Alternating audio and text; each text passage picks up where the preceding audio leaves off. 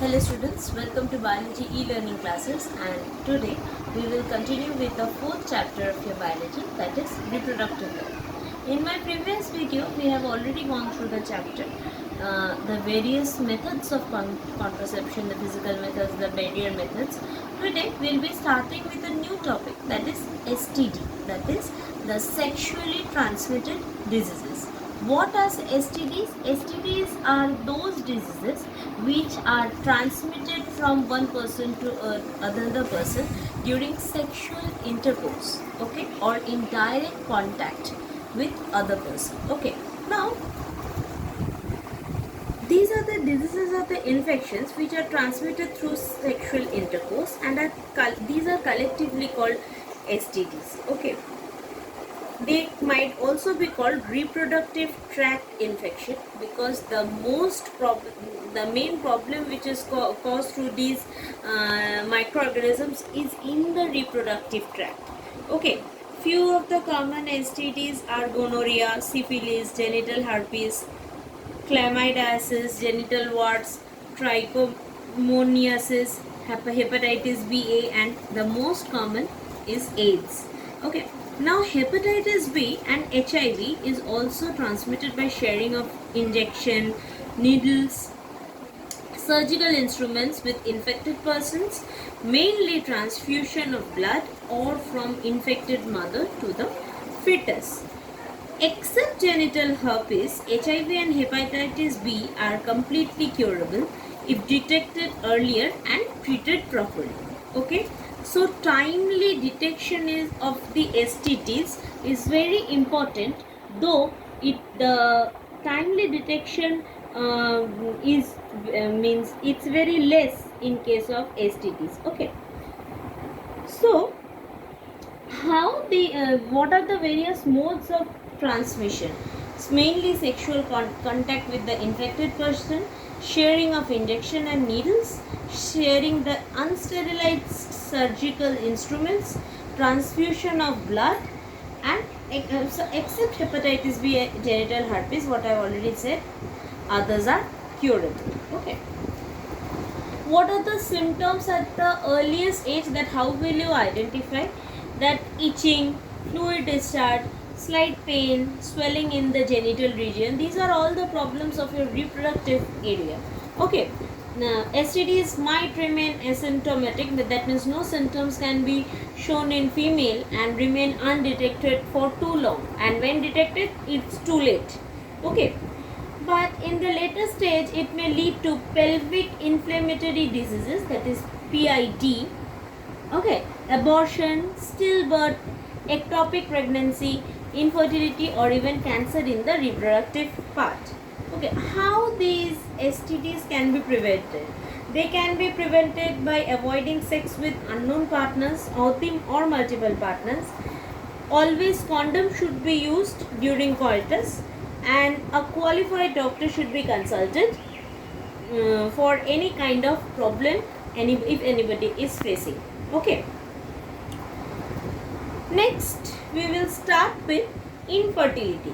Now, what is infertility? The inability of male or female to produce a healthy gamete, that is a healthy egg or healthy sperm. Okay, so the couples which are unable to reproduce children in spite of unprotected sexual cohabitation are usually infertile. Okay, so the reasons for this could be many. That can be physical, congenital diseases, drugs, immunological, or psychological. Okay, so infertile couples can be assisted to have children by few processes. Okay, artificial processes, which is commonly known as the assisted reproductive technologies. Okay, which now these mainly includes various things, that is in IVF, in vitro fertilization, ZIFT, that is zygote intrafallopian transfer, GIFT, that is gamete intrafallopian transfer, ICSI, that is intracytoplasmic sperm injection, artificial insemination. Okay, so first we will start with the details of IVF, that is in vitro fertilization or embryo transfer. First, coming to the term what is in vitro. In vitro refers to the term inside the test tube, that is whatever is happening that takes place inside the test tube, so and outside the body of the female. Okay, and it is always followed by the fertilization always takes place inside the test tube, outside the body of the female, and which is followed by embryo transfer, that is when the embryo is formed, it is being transferred to the mother. Okay, this is also called the test tube baby program. In this case, the ovum from the donor and sperm from the donor are collected and induced to fertilize in laboratory conditions. The zygote or early embryo, which is usually in the 8 blastomere stage, could be transferred into the fallopian tube, either the fallopian tube, that is the zygote intrafallopian transfer, and embryo with more than 8 blastomeres is transferred into the uterus directly, that is intrauterine transfer. Okay, in females. Now, so IVF can be of two types, that is ZIFT or IUT. ZIFT is zygote intrafallopian transfer and IUT is intrauterine transfer.